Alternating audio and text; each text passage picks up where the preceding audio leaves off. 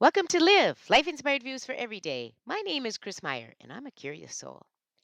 Where do you find comfort? What brings you a sense of familiar and warmth to your soul? Lately, I've been asking people where is a place they would claim as their sanctuary, a place that gives them an escape, a place to sit undisturbed, to be, to do what brings joy, comfort, fulfillment, to find calm. Where is your sanctuary? For some, they find it in a room, or some find it in nature. Here are some of the answers I've gleaned from my friends and family. Razi, who I call Rosamond, has a blue couch in her lower level that used to be her mom's. The fabric is getting thin in places, but she goes there when she can't sleep or to watch a movie. It's her place. Connie's place is in her upstairs bedroom that overlooks the countryside where her family made home for several generations, growing crops, making quilts, tending neighbors. Sue's sanctuary is in her kitchen dining area, where she sits and lingers over coffee. She is a master in her kitchen. It's as if the very utensils and ingredients sit up and take notice when she begins moving amongst them.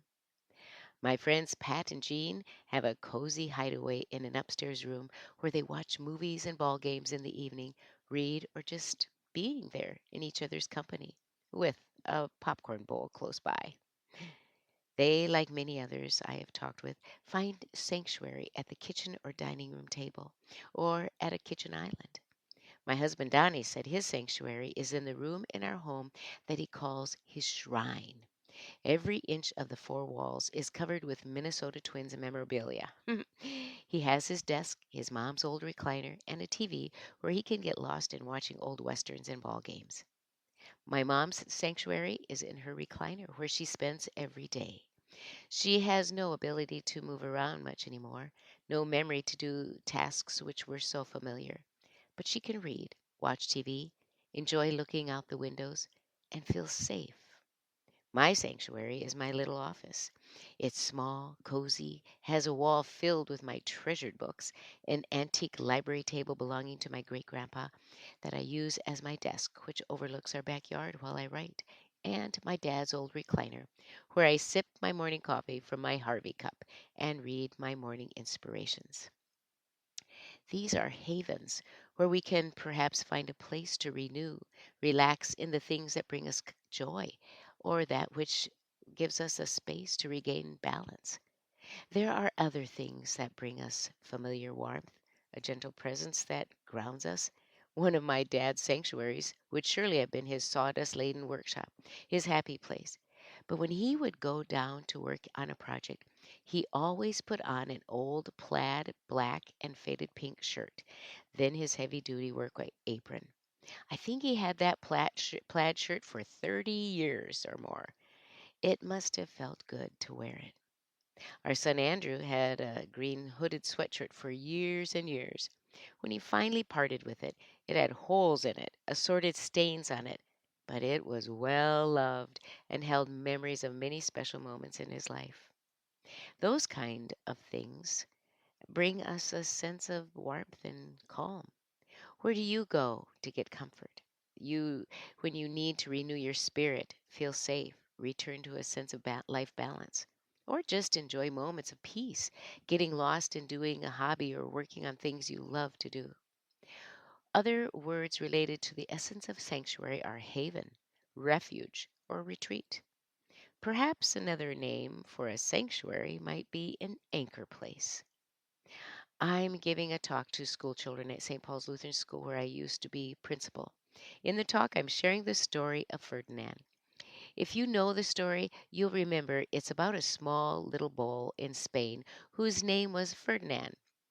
Ferdinand didn't like to do what other bulls did. Always ran around snorting and pawing and butting their heads.